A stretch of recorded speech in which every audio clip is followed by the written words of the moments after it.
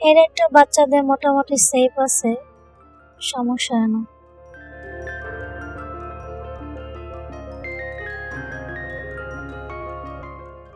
এই পার্কটা অবস্থিত হলো আপনি পোস্তগোলা ব্রিজ সংলগ্ন দক্ষিণ দিকে বুড়িগঙ্গা নদীর পাড় দিয়ে অবস্থিত।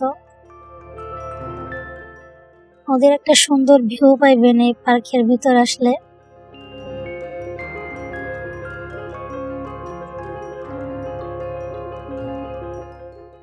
এটার টিকিট মূল্য ছিল মাত্র 50 টাকা। এই রাইডটা এ জায়গায় প্রায় রাইডেই মাত্র 50 টাকা করে, কি দুই একটা রাইড আছে মাত্র 100 টাকা।